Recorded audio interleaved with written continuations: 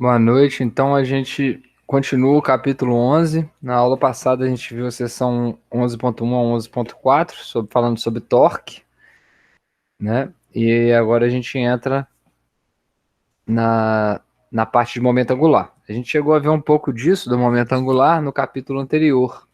E aqui vai ser visto de uma forma com a notação mais vetorial. A ideia dessa sessão, então, é a gente aprender, né, que o momento angular é uma grandeza vetorial, saber que um ponto fixo que a gente relaciona para esse movimento angular é importante, determinar o momento angular de uma partícula através do produto vetorial do vetor posição da partícula pelo vetor que representa o momento, que é a massa vezes a velocidade, né, nesse caso. Usar a regra da mão direita para determinar a orientação de um momento angular, igual a gente fez com o torque. Então, o momento angular, a gente pode falar que ele é o equivalente angular do momento linear. O momento linear, ele tá trabalhando com a quantidade de movimento do corpo na translação. E o momento angular, também conhecido como quantidade de movimento angular, trabalha com a variação da posição do corpo em angulação. Então, para ser em angulação, você tem que ter um ponto de referência para isso, né? Então, vamos supor que a gente está olhando aqui nesse desenho pela origem, né? Aqui tem um vetor posição, né, que está apontando para esse ponto A, e esse ponto A, vamos supor que tem uma partícula que está se movendo com um momento, na quantidade de movimento, massa vezes velocidade, para essa direção. Então, para quem está olhando aqui, ó, repare, quando essa bolinha, né, essa massa, andar um pouquinho para frente, angularmente ela moveu. Em relação a esse ponto de observação, ela ganhou um ângulo. Se ela anda mais um pouco, ela ganha mais um ângulo. Então, a quantidade de movimento angular, ela vai ter a ver com o produto, né, desse braço de alavanca, que é o mesmo braço de alavanca que a gente usava no torque, né, e da quantidade de movimento. E aí, igual a gente faz com torque, a gente pode fazer o prolongamento, né, desse eixo que está passando a quantidade de movimento e encontrar, né, qual que seria a componente dessa posição que está perpendicular com ele. Então, quando ele está nessa situação perpendicular, né, vamos falar assim, né, seria a contribuição do momento angular. A componente desse vetor R que está na mesma direção de P, então vamos falar que ela tem uma componente para cá e uma componente subindo na direção de P. Essa componente na direção de P, ela não realiza, né? Ela não é responsável pela variação do momento angular, porque a variação desse R nessa direção, ela não varia o momento angular, né? O P não atua nele. Seria aquela mesma ideia do torque quando eu estou empurrando a porta pela sua lateral, né? Ao longo da linha de ação, ou desse prolongamento. Então, ele tem esse caráter vetorial, que é, né, o momento angular, então, da partícula, que a gente está vendo aqui, ó, pela regra da mão direita, se a gente aplicar, ela está saindo, né, está indo para cima, igual o eixo Z está mostrando, se ele está varrendo o plano no sentido anti-horário, né, nesse caso, ele está saindo no sentido de Z, e aí é o produto vetorial de R com P, né, a massa é constante, sai desse produto, fica o produto de R com V. Aqui estaria demonstrando já nesse caso, né, que é equivalente, né, a gente comparando essa figura A com a B, a gente fazer a projeção desse braço, né, dessa posição, a projeção dela que é perpendicular a P, que é o caso de baixo aqui, ou se a gente faz a projeção de P, que é perpendicular a R, que é esse outro caso daqui. No final, os dois vão dar a componente seno do ângulo, né? Então, aqui, ó, se a gente pegar P do momento vezes o seno de φ, a gente tem essa componente perpendicular. E aí esse produto vai virar RP seno de φ. Agora, da mesma forma, se eu estou pegando a componente do vetor posição perpendicular, que é esse R perpendicular, eu estou pegando só o seno de R, né? Então, a gente percebe que, igual ao torque, a gente só pega a componente, né? No torque é a componente da força, que é perpendicular ao braço, aqui a gente vai pegar a componente do momento linear, que é perpendicular ao braço, ou a componente do braço, que é perpendicular à quantidade de movimento linear. E a partícula não precisa estar girando, né, necessariamente. Se a partícula, por exemplo, não sei se vocês estão me vendo no vídeo, mas se eu tenho uma partícula que está parada aqui, e aí ela começa a cair por causa da gravidade, né, uma régua que começa a cair devido à gravidade, a quantidade de movimento angular, ó, em relação a essa minha linha de visão, está alterando com o tempo. Eu tenho uma angulação variando se eu acompanho esse objeto caindo com o tempo. Então ele não precisa estar fazendo o movimento circular. Se ele estiver caindo e eu estiver perpendicular ou com alguma componente perpendicular a essa queda, eu vou ver uma variação dessa quantidade de movimento angular. Agora, se ele está caindo e eu estou olhando por cima, eu não vejo nenhuma variação angular. Eu vejo ele só se afastando. Tá? A unidade do movimento angular vai ser joules por segundo ou quilograma por metro ao quadrado por segundo, que é esse próprio produto, né? Quilograma da massa, m, né, que a gente tem da distância, vezes metros por segundo da velocidade. Então, para a gente determinar a orientação, a gente usa a regra da mão direita, igual eu mostrei no outro exemplo, e o módulo, né, do produto desse nosso momento angular vai ser RMV seno de φ, que é igual eu falei com vocês, né? Tanto faz a gente trabalha com a projeção, né, da quantidade de movimento que é perpendicular ao vetor posição ou a projeção da quantidade do vetor posição que é perpendicular à quantidade de movimento. Ambos vão dar essa mesma expressão 11.19, tá? Então, para ter significado, né, o momento angular, sempre tem que ser em relação a um ponto dado, a um ponto de observação que é importante, né, para se calcular essa quantidade de movimento. E o momento angular sempre vai ser perpendicular ao plano pelo vetor posição e pelo vetor momento. Igual a gente está vendo nesses dois casos, né? L é sempre perpendicular aos dois. Isso até pelo próprio caráter do produto vetorial, né?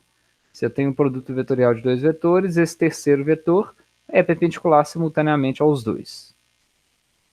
Um exemplo aqui, deixa eu ficar avacalhado. Não entendi, não. Ah, tá, acho que eu tenho dois aqui. Não. Desculpa, viu, gente? Eu esqueci de botar a animação nos dois.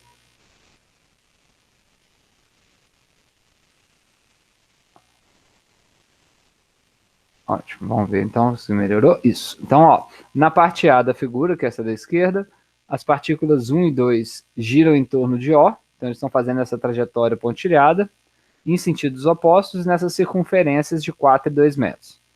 Na parte B, as partículas 3 e 4 se movem na mesma direção em linha reta, a 4 metros e 2 metros de distância perpendicular da origem. E por último, a partícula 5 se afasta da origem ao longo de uma linha reta que passa por O. Então, cada uma dessas, em movimento circular ou em movimento não circular, em relação a essa origem de cada letra, pode estar tendo um momento angular. Então, eles querem saber primeiro, eles afirmam que todas as partículas têm a mesma massa e a mesma velocidade, então ele quer saber, quer que a gente ordene na letra A as partículas de acordo com o módulo do momento angular em relação ao O. Então, em ordem decrescente. Então, quem que vocês acham que tem o menor momento angular aqui, dessas partículas? De 1 a 5. Não, desculpa, decrescente, então a maior, né? É da maior para menor. Então, qual que seria que tem o maior momento angular? Pela expressão que a gente viu agora.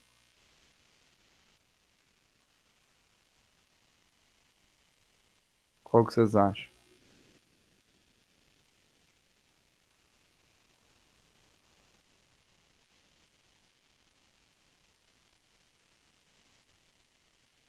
Não ficou em escala esse desenho, não.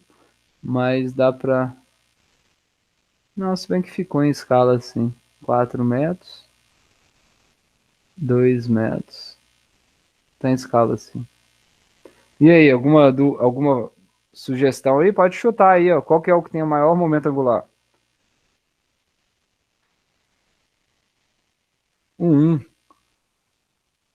Então vamos ver aqui, ó. Então o 1 ele tem 4 metros de raio. Se todos têm a mesma massa e velocidade, os com maior raio, né, e componente perpendicular, né, ao movimento da velocidade, então a componente perpendicular desse aqui, da 1 é 4 metros.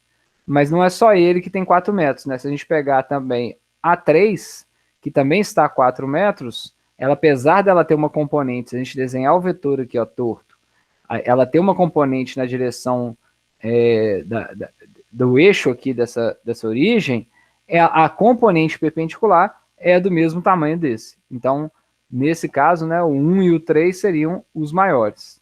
Depois, né, por consequência, o 2 e o 4, que são idênticos, a mesma distância de 2 metros, né? A componente perpendicular, pelo menos a velocidade, né? Que seria a componente do raio perpendicular a essa velocidade, é a mesma. E por último, a 5. Então, 1 e 3 empatadas como maior, 2 e 4 como segundos maiores, e a 5 sendo nula. Porque se você está movendo em relação à origem, você não varia a quantidade de ângulo. Se você olhar aqui, ó, se eu estou olhando o meu observador, estou olhando nessa linha, eu estou vendo a partícula 5 afastar. Mas ela não varia a quantidade angular dela. A segunda pergunta é qual das partículas possui momento angular negativo em relação a essa origem? Quais que têm um momento angular negativo? É a regra da mão direita. Horário ou anti-horário. E se o dedo está saindo da tela, seria positivo. E aí, qual que são as negativas? Quais são as partículas negativas aí?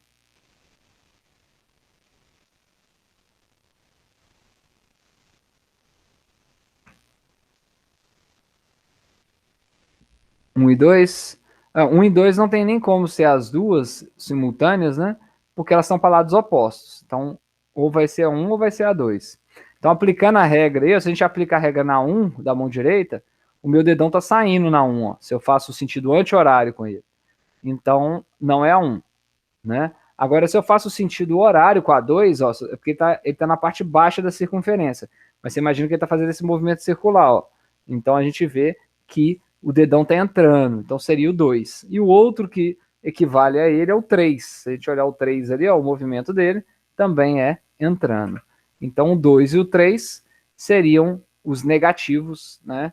Com a nossa nomenclatura, que o positivo é no sentido anti-horário, né? Quando o dedo está saindo da tela. Um exemplo agora mais quantitativo, para a gente aplicar essa equação do momento angular. A figura está mostrando duas partículas. Estão mesmo. Não, às vezes confunde, porque aqui, ó, a setinha que está aqui embaixo, você tem que acompanhar que no movimento circular, uma hora ela vai estar aqui em cima, né? Ou se você fazer com o dedo aqui, né? Daria para ver que o 1 seria positivo. Então, nesse exemplo daqui, a gente tem duas partículas. Tem essa partícula que tem um momento P1, que tem um momento P2, né? O momento de cada uma delas, e a gente tem um vetor R que está identificando essas duas partículas através da origem, né?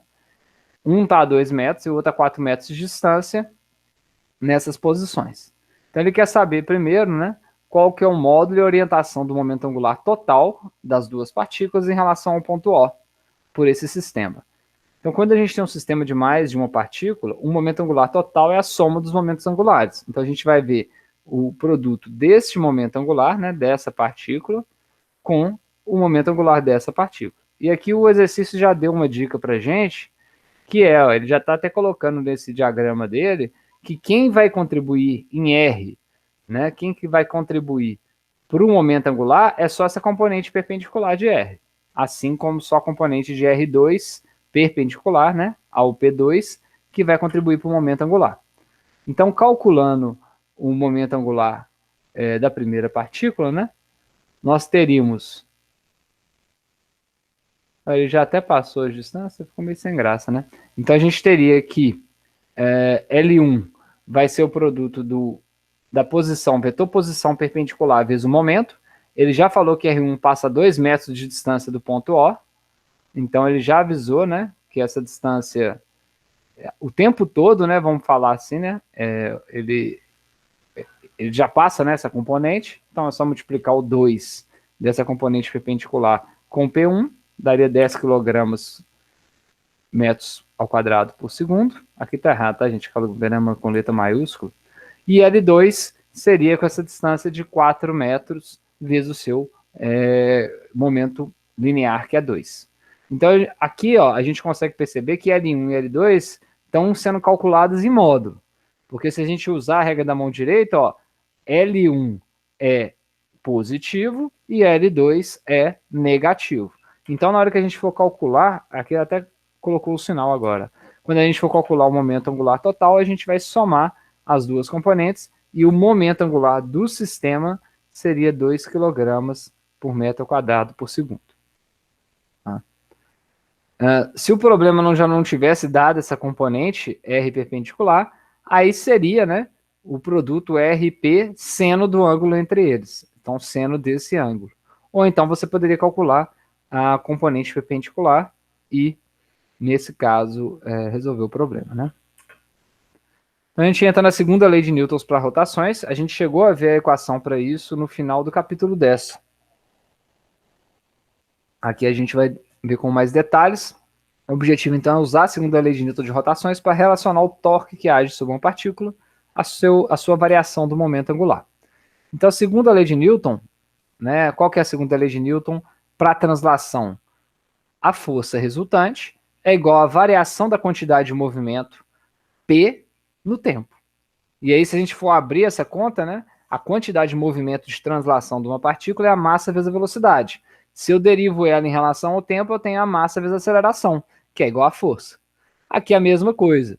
Você imagina que se eu tenho uma partícula, né, eu estou observando uma partícula, e de repente ela varia a quantidade de movimento angular, então imagina que eu estou observando essa caneta, e aí ela, ao soltar, né, a gravidade atuou nela, e ela variou a quantidade de movimento angular em relação à minha linha de visão.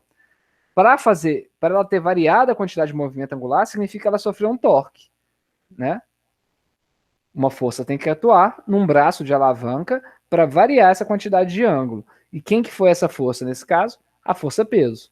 Então a força peso que atua na caneta, né, F, vezes o braço de alavanca, que é a distância que eu estou observando, né, vamos falar essa caneta. Esse é o torque que está sendo produzido. E esse torque, né, gerou uma variação da quantidade de movimento angular, que é a variação do ângulo dessa partícula no tempo.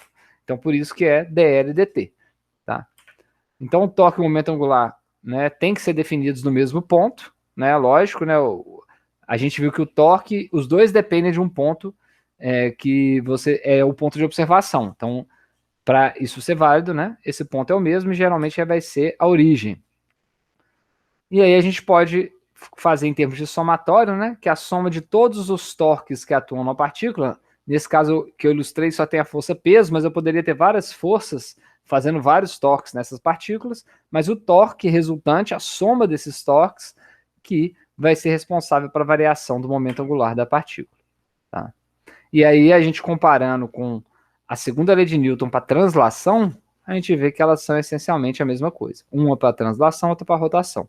Aqui, ou seja, uma força, ou se várias forças atuam num corpo, então um corpo está movendo com uma velocidade e uma força atua nele, eu vou variar a velocidade desse corpo.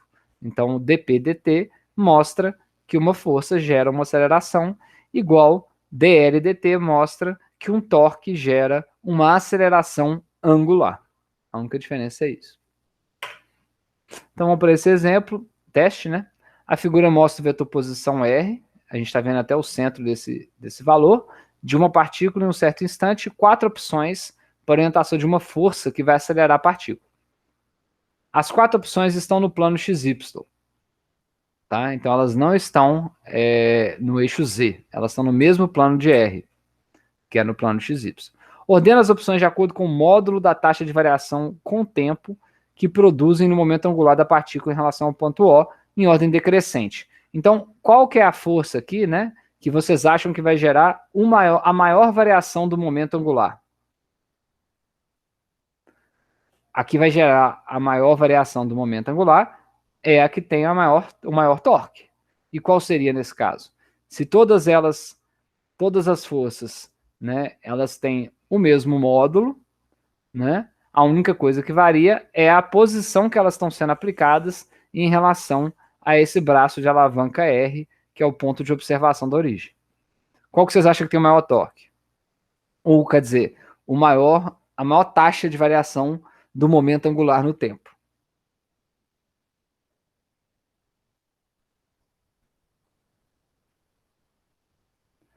F3, é isso? que ela é a única que é completamente perpendicular. Então, todo o módulo de F3 contribui para gerar a maior taxa de variação do momento angular, porque vai gerar um maior torque, a gente viu aqui, ó, maior torque, maior variação do momento angular. Né? Depois do F3, consequentemente, a gente tem F1, né? Isso aí se a gente não considerar positivo e negativo, tá, gente? Porque F3 é negativo e F1 é positivo. Então, se fosse considerar o sinal, não seria, mas em módulo, F3 é o maior, F1 é o menor. E F2 e F4 não geram torque, eles estão atuando ao longo da linha de ação do braço. Então, eles não variam o ângulo do braço para o observador. Então, F3, F1, F2 e F4 empatados com zero. Na letra B, qual das opções está associada a uma taxa de variação negativa em relação a O? Quem que é o negativo aí? Vamos ver se vocês lembram, saca aí a regra da mão direita. Quem que é o negativo, F1 ou F3? Que F2 e F4 é zero. Exatamente, né? F3 vai ser o negativo. Perfeito. Um outro exemplo dessa seção, para aplicar agora quantitativamente, né? Calcular o torque e a derivada do momento angular para uma expressão, né? Nesse caso, R não é constante no tempo. Então, a figura está mostrando... Opa, cadê a figura? A figura 11.14a. Ixi, eu esqueci de colocar ela. Só um minuto, pessoal. Posso ter comido mosca aqui. 11.14a.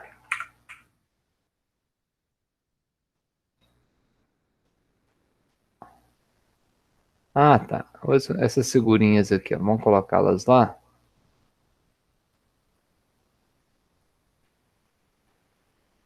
Não tem muita coisa demais também, não. Acho que...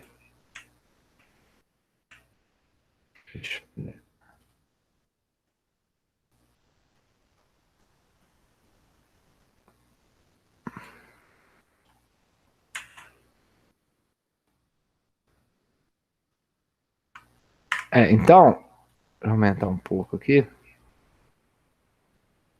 Essa figura aqui, que é a 11.14a, mostra um instantâneo de uma partícula de meio quilo que se move em linha reta com um vetor posição dado por... Então, nesse momento, no tempo igual a zero, ó, se eu botar tempo igual a zero, ela está na posição R igual a 5J, que é o que está mostrando aqui. Com R em metros, tempo em segundos, né? O vetor posição aponta a origem da partícula, determina na notação dos vetores unitários. Então, aqui ele começa o vetor posição apontando para 5, saindo aqui da origem apontando para 5. Então, determina a notação dos vetores unitários, o momento angular L e o torque, ambos em relação a essa origem, no tempo. Justifica os sinais e os termos dos sentidos do movimento da partícula. Então, para a gente descobrir o momento angular, né, a gente precisa saber o quê? O momento angular, ele vai ser o produto vetorial do R com o P. O R a gente já tem dado por essa expressão, né? E o P, que é o quantidade de movimento, é a massa vezes a velocidade. Então, para eu descobrir essa velocidade, eu tenho que derivar, né, no tempo essa posição. Então, a primeira ideia, né, seria encontrar a velocidade derivando a posição no tempo. Ao derivar essa expressão no tempo, a gente encontra que a velocidade, né, que é esse vetor, ele varia com menos 4t menos 1i metros por segundo. Então, por isso que no tempo zero, a direção do vetor velocidade é para a esquerda no sentido negativo de i. Depois de um certo tempo, ele vai começar a aumentar essa velocidade, a gente pode ver, a cada 1 segundo ele vai aumentando de menos 4 metros por segundo nessa mesma direção. Agora que a gente tem a velocidade e temos o R, a gente pode calcular o produto vetorial. Então a gente poderia usar essa expressão, né, que já é uma expressão que correlaciona as componentes x e y e z de cada um dos vetores A e B, ou vocês podem fazer aquele formato que a gente viu na aula passada, retrasada, do produto matricial, onde eu coloco que o produto de R com P vai ser IJK na primeira fileira, os vetores unitários. Na segunda fileira dessa matriz, eu vou ter meu vetor Rx, Ry, Rz. Nesse caso, ele só tem o I e o J, né? Então ele só vai ter a componente de I e J, o Z vai ser 0, e na coluna da velocidade, que é a última coluna dessa matriz, nós colocaríamos somente essa componente I. O produto dessa matriz, né, o determinante, daria 20T mais 5 na direção K. Ou seja, esse valor vezes a massa, porque só tem o produto de R e V, seria o nosso momento angular. Então, nosso momento angular é a massa vezes o produto vetorial de R com V, e aí a gente encontra como que o momento angular varia com o tempo. Né? Se a velocidade varia com o tempo, ó, imagina que a gente está aqui de baixo olhando para essa massa. Na hora que ele desloca um pouquinho para a esquerda, ele está variando o ângulo em relação ao meu ponto de observação. E à medida que o tempo passa e a velocidade aumenta essa variação desse movimento angular. Se eu tenho variação da velocidade, né, significa que eu tenho uma aceleração. Então significa que eu tenho que ter um torque. E qual que vai ser esse torque? A gente pode calcular derivando o momento angular no tempo. Então, ao derivar a quantidade de movimento angular no tempo, a gente chega que o torque que essa partícula tem, que é constante, vale 10 kg/m² por segundo quadrado. Então, esse torque está atuando constante nessa partícula, fazendo com que a variação do seu momento angular seja de acordo com essa expressão que a gente deduziu anteriormente. Se tiverem alguma dúvida na dedução ou quiser que eu abra alguma conta, vocês podem me falar, tá?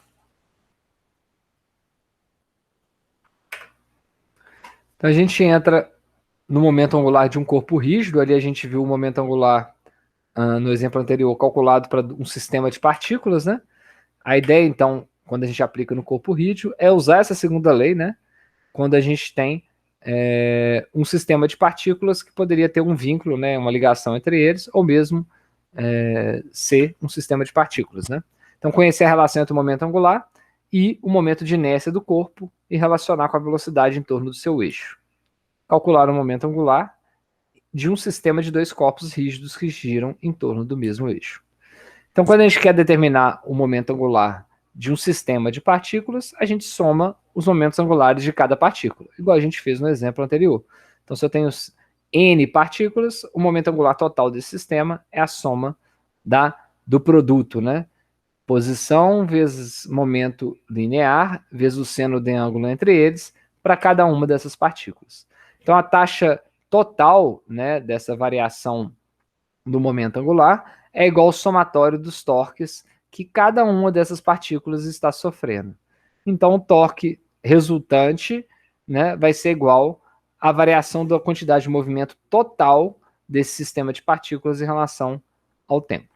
Então, nesse caso, a diferença é só que quando você tem um corpo rígido, você calcula um corpo só, você calcula só para um, e se você tem um sistema, você calcula o somatório dos momentos angulares, e aí o torque resultante, ou seja, o torque somado que atua em cada uma dessas N partículas, é igual à variação da quantidade de momento angular de todo o sistema no tempo.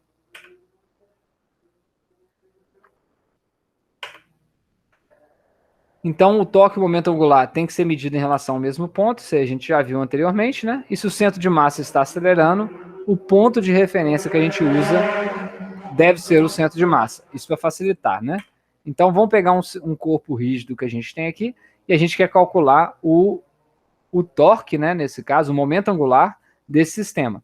Então, ó, o corpo rígido está girando com uma certa quantidade de movimento em torno desse eixo central Z. E aí, o que seria o momento angular total desse corpo? A soma dos momentos angulares de infinitas partículas que eu dividi esse corpo de massa ΔMI. Então, se eu quero identificar uma dessas partículas, eu vou ter um raio RI, que está apontando para essa minha partícula de massa ΔMI, e essa partícula tem essa velocidade, ou quantidade de movimento PI, nessa direção. Então, ao fazer esse somatório, né, então eu estou somando as contribuições de ΔMI, VI, RI, de todas as partículas que compõem esse corpo. Tá? Esse somatório faz esse papel. E aí, se a gente olha para esse somatório, o que a gente tem em comum?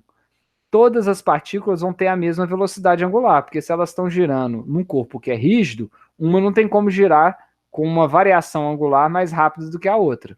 Então, a velocidade angular é constante para todas, o ômega, a gente pode tirar ela da expressão, e a gente chega que o momento angular total desse corpo rígido é ômega vezes esse somatório de todas as massas vezes a distância ao quadrado do eixo de rotação, né, o componente perpendicular. Que cara que a gente tem nesse nosso somatório? Esse nosso somatório está mostrando o momento de inércia do corpo, né? A gente chegou a deduzir esse momento de inércia no capítulo 10, mas não relacionando ele com o momento angular, né? Agora a gente está relacionando ele com a variação do momento angular. Então a gente reescrevendo, né, o momento de inércia desse corpo rígido, em vez de ser o somatório de todas as partículas e a distribuição dessas partículas em relação ao centro de rotação, a gente troca ele pelo I. E aí, se o corpo for uma esfera, você vai usar o momento de inércia de uma esfera. Se o corpo for um cilindro, o momento de inércia de um cilindro. Então, o momento angular de um corpo é igual o seu momento de inércia vezes a sua velocidade angular. E se a gente olhar para essa equação, ela é idêntica, né, sendo para a rotação, à equação do movimento, da quantidade de movimento linear, que é o quê? P igual a mv. Então, ó, P, que é a quantidade de movimento de translação, é igual a massa, e a massa é a resistência ao movimento de translação, vezes a velocidade. Então, para a translação, eu tenho P igual a mv, para a rotação, eu tenho L igual a I ômega. Aqui está mostrando, tá, gente? Só que para demonstrar que a direção do momento angular depois, né? Como que ela ficaria? Que ela tem que ser simultaneamente, ó, perpendicular a esse e a esse. Então, ela vai ficar no plano XZ, né? Porque ó, um está no plano, esse está no plano ZX. Isso, esse aqui está no plano ZX. E P está no plano Y, né? Você só vai mostrar as componentes do momento angular. Ela vai ter uma componente, por exemplo, que não altera a quantidade de movimento. Então, aqui seriam as correspondências que a gente viu até no capítulo 10 para o movimento de translação e rotação. Olhando aqui, né, a gente vê que a força na translação é o que realiza a segunda lei de Newton, F igual a ma, ou escrito na forma da variação da quantidade de movimento, F igual a dp dt. Da mesma forma que o torque realiza pela segunda lei de Newton a variação da quantidade de movimento no tempo. Igual a quantidade de movimento linear é a massa vezes a velocidade, a quantidade de movimento angular vai ser a resistência à rotação vezes a velocidade angular. Então, se vocês lembrarem bem essas correspondências da translação, ao pensar na rotação, basta mudar essas variáveis angulares. É lógico que muda que o torque e o momento angular são produtos vetoriais, e aqui a gente não tem nenhum produto vetorial, né? Mas na lei de conservação, nós vamos ter que o momento linear se conserva na translação, igual o momento angular pode se conservar na rotação. A gente vai ver o que significa essa conservação do momento angular. Mas antes, vamos fazer um teste na figura, um disco, um anel e uma esfera maciças são postos para girar em torno de um eixo central como peões, por meio de um barbante enrolado que aplica a mesma força tangencial aos três objetos. Então, na hora que eu puxar com essa força F, eles vão girar, né? Ordene os objetos de acordo com o momento angular em relação ao eixo central. Então, vamos supor que eles vão girar em torno do eixo central. Qual que é o momento angular que eles têm em relação a esse movimento? Qual que seria? Ele quer que aumente em ordem decrescente, né? Isso. Então, qual que seria que vocês acham em relação ao momento angular? Teria algum momento angular maior? E qual seria? O que vocês acham?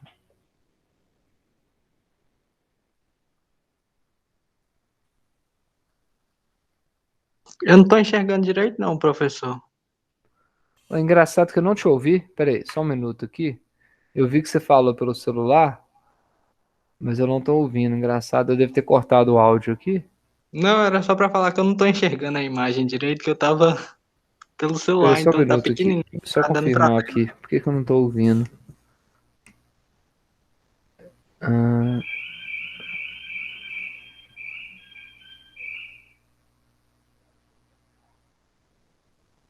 É, engraçado que eu não ouvi. Tá conseguindo ouvir aqui, professor? Não te ouvi. Peraí. Deixa eu ver o que eu vou fazer aqui agora. Você deve estar mutado, porque tá dando pra ouvir os meninos. Normal. É pior que eu também tô te escutando, mas Eu tô ali, escutando tudo também. pela tela ele não parece ter mutado nada, não. Ah, não, já entendi o que aconteceu, gente. Desculpa aqui. Caiu a minha rede do meu computador. Aí só tá ficando a do celular. Que meu computador agora voltou, ó. Que meu computador, de vez em quando, ele tá caindo a rede dele. Não sei por quê, se é o modem. Eu vou ligar aqui, então, no celular o áudio. Mas eu acho que o problema é que eu não sei se ele vai gravar, viu? Ah, vocês estão me ouvindo? Sim.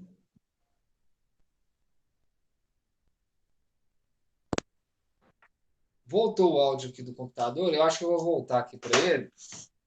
Porque meu medo é, igual eu falei, não gravar. Então, peraí, deixa eu voltar aqui de novo. Deixa eu ver se eu vou ouvir vocês. Que caiu o computador. Aí, alguém pode falar aí? Tá Teste? escutando, Som? professor? Tá dando pra Tá ouvir? dando pra Não tô ouvir? ouvindo. Ah, fala aí. Som? Oi, tá ouvindo aí? Beleza, tô ouvindo aqui. Voltou. E... João só tinha falado que a imagem tava um pouco ruim de ver. Esse aqui, né? Então vamos reduzir um pouco aqui. Ver se melhora a resolução. Melhorou? Eu acho que tava pequeno. Ah, essa imagem, teste 6? Não, já resolvi aqui. É que bugou aqui meu celular e por mais que eu tava mexendo nele, a tela tava só pela metade, aí, então não tava Ah, tá. enxergando, não. Tá bom. Então a primeira pergunta seria, né? Desses três objetos aí, alguém respondeu, eu não ouvi, desculpa. Qual que vocês acham que teria o maior ou menor, ou em relação ao momento angular?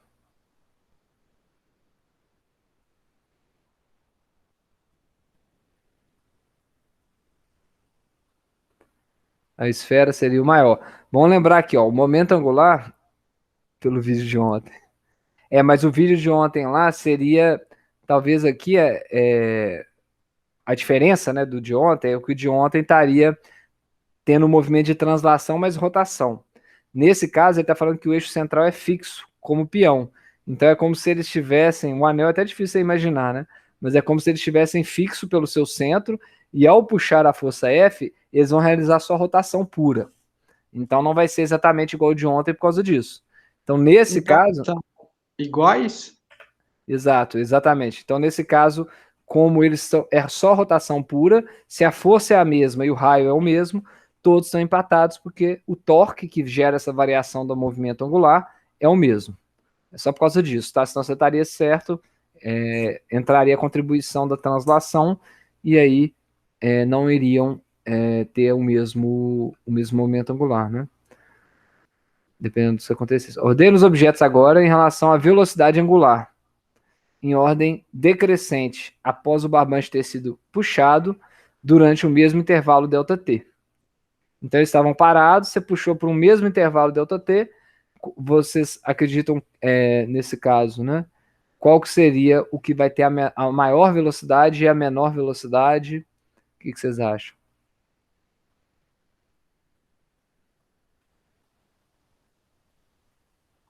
Não considero o peso, não, né? Como se fosse um ambiente ideal, no caso. Não, como assim não considera o peso? A força-peso que você está falando? Aham. Não, a força-peso não vai gerar torque aqui para nenhuma, né? A força-peso não está sendo puxada, né? Ela está sendo suportada por esse pino central. Ela não vai influenciar nesse sentido, né? Mas aqui é em relação à velocidade angular. A gente acabou de ver que o momento angular ele pode ser descrito como a resistência ao movimento de rotação, que é o momento de inércia, vezes a velocidade angular. Então a gente já viu que o momento angular é o mesmo, né? Aí ele está perguntando, e a velocidade angular vai ser a mesma? Para a velocidade angular ser a mesma, eles têm que ter o mesmo momento de inércia. Eles têm o mesmo momento de inércia? Sim.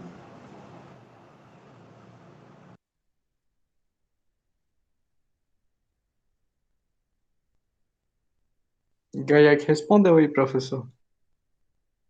Ter a velocidade maior para quem tem menor momento de inércia. Então, a esfera teria o menor momento de inércia, depois o disco, depois o anel.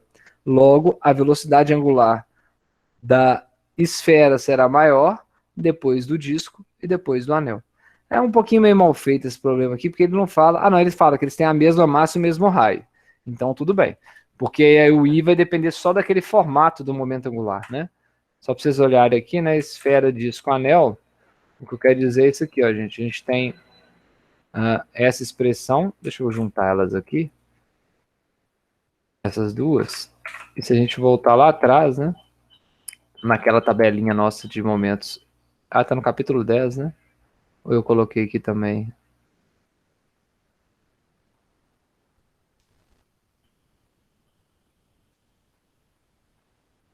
Não, ficou lá no capítulo 10. A gente resolve aqui agora. No capítulo 10, então, naquela tabelinha de momento angular, ó, a gente chegou a deduzir um deles, né? Então, aqui, ó, se a gente pegar a tabelinha de momento angular e colocar aqui, ó, que para um corpo rígido L é igual a I ômega, a gente viu que o L é o mesmo para os três, então a velocidade vai ser maior dependendo do I. Como eles têm a mesma massa e o mesmo raio, vamos comparar esfera, disco e anel. Então a esfera maciça, cadê ela aqui? Esfera maciça, ela tem um momento de inércia que é 2/5 de mr ao quadrado. O disco, não tem disco aqui, né? Mas vamos para o anel. O anel, ele teria, anel fino, em relação a esse eixo, né? Ele teria mr. Então a gente consegue ver que o anel, ele tem um momento de inércia maior, uma dificuldade maior de girar em torno do eixo do que a esfera. Então a esfera estaria no primeiro caso com a maior velocidade. Se o I da esfera é o menor, né, para o mesmo momento angular, a velocidade que ela vai alcançar é a maior. Beleza? Isso aqui era só para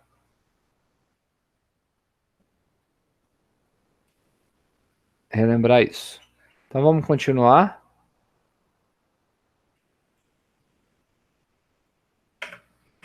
Alguma dúvida nisso?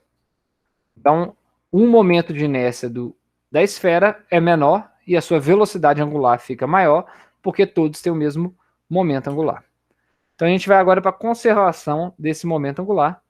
A ideia, né? Então, se nenhuma força resultante está agindo sobre o sistema ao longo de um eixo, a gente aplica esse eixo à lei de conservação do momento angular e a gente relaciona ele ao sistema num instante posterior.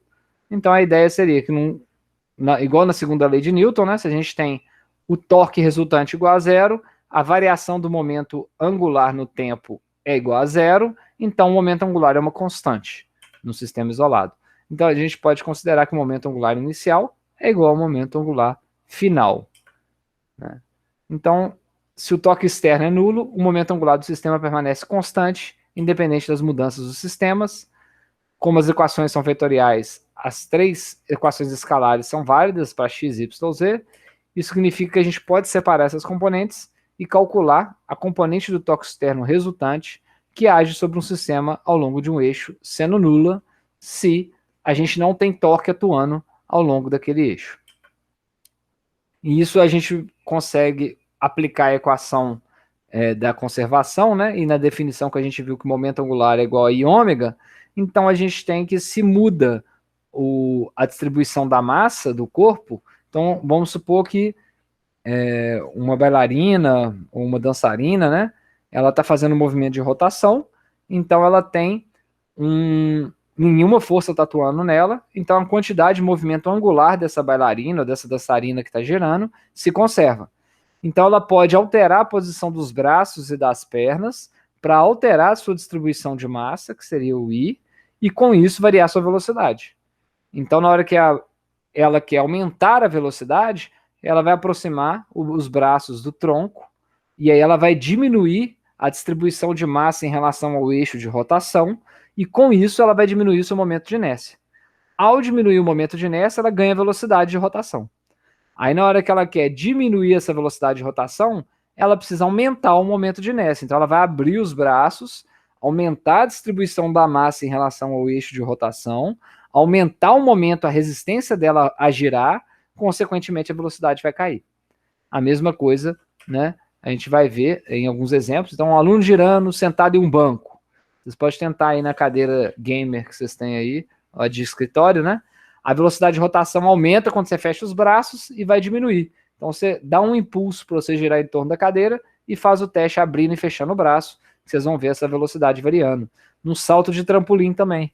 O mergulhador vai pular, aí ele quer fazer várias cambalhotas, ele faz o quê? Ele abraça o joelho, diminui a distribuição de massa em relação ao eixo de rotação, gira várias vezes, na hora que ele vai cair na piscina, ele estica o corpo, aumenta o seu momento de inércia e diminui o giro, a velocidade angular. Em saltos em distância, pode ser utilizado o movimento dos braços do atleta para que o torque seja transferido para o salto, fazendo com que ele gire no ar. Então, aqui uma forma de visualizar isso, né? Então, na hora que o ar vai dar o salto, ele usa o movimento desses braços, igual a gente está vendo aqui, ó, joga para trás, joga esse para cima. Então, ele gira os braços durante o salto para que ele ganhe movimento, para ele ganhar movimento nesse caso daí, né? Para evitar, né? Então, o momento angular causado pelo torque no início do salto pode ser transferido para o movimento dos braços, evitando que o corpo do atleta gire para o ar. Então, na hora que ele pula, em vez de ele girar, ele roda os braços, distribui esse torque e consegue chegar em pé. Um testezinho para gente, um besouro rinoceronte na borda de um disco gira com um carrossel. Se o besouro se discorre em direção ao centro do disco, as grandezas em relação ao eixo central aumentam, diminuem e permanecem a mesma. Então, se ele está girando no disco, na borda, e ele vai para o centro, o momento de inércia dele altera?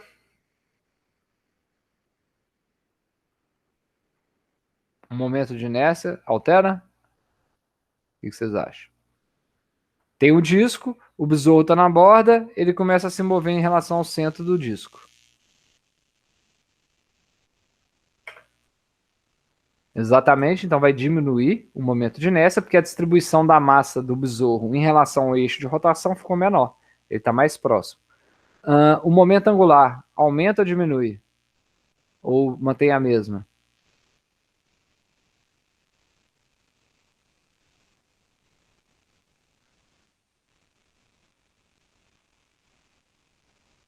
O que vocês acham?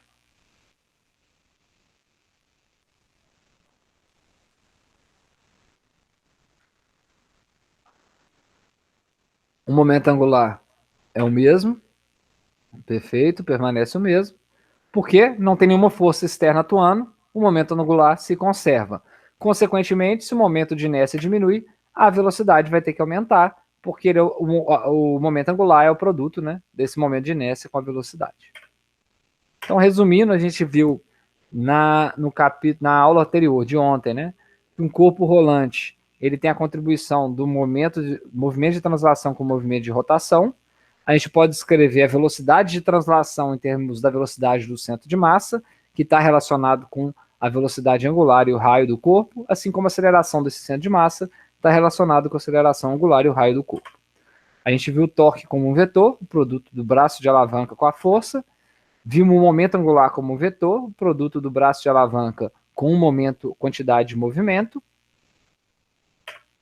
E vimos a segunda lei de Newton para rotações, onde a variação dessa quantidade de movimento é igual ao torque.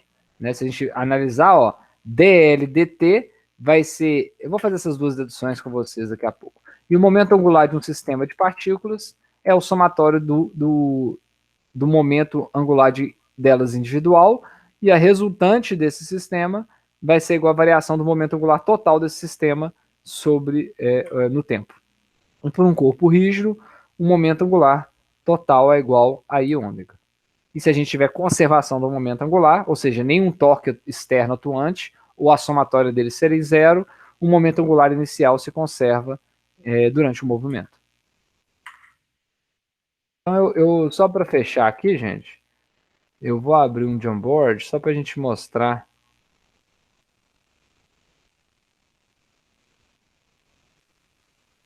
essa partezinha final que está aqui, né? Opa, deixa eu fechar aqui. Essa partezinha final, algumas deduções.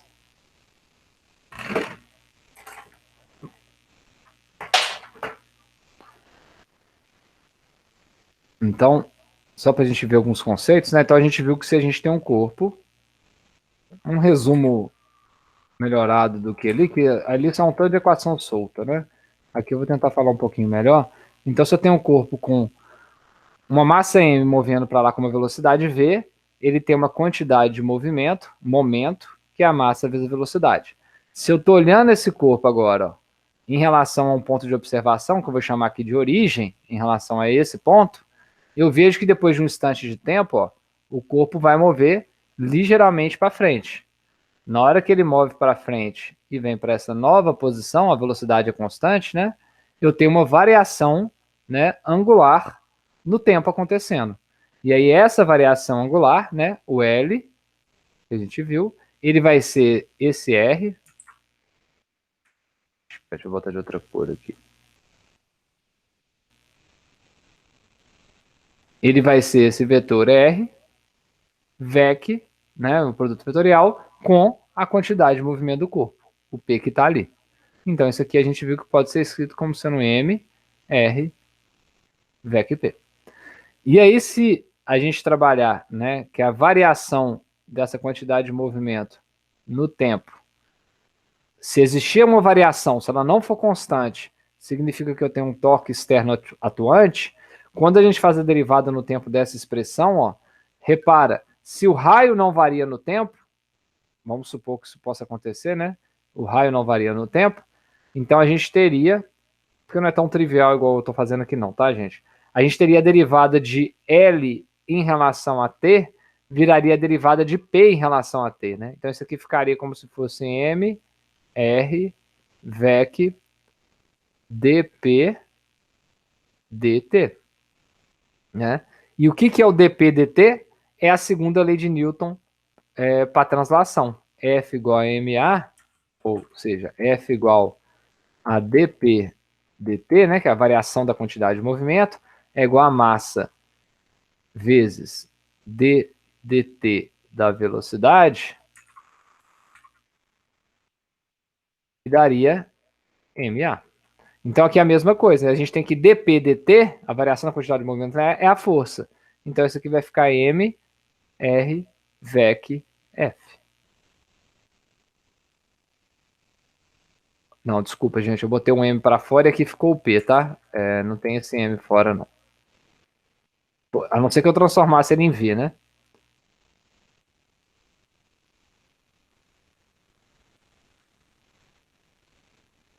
Ah, não, tem sim, tá certo. Tá certo. Então, RdP dt, aqui não tem, né? Mas na hora que meu dP vira mv, aí o m sai para fora e eu tenho dv dt, que daria essa expressão, né? Perfeito.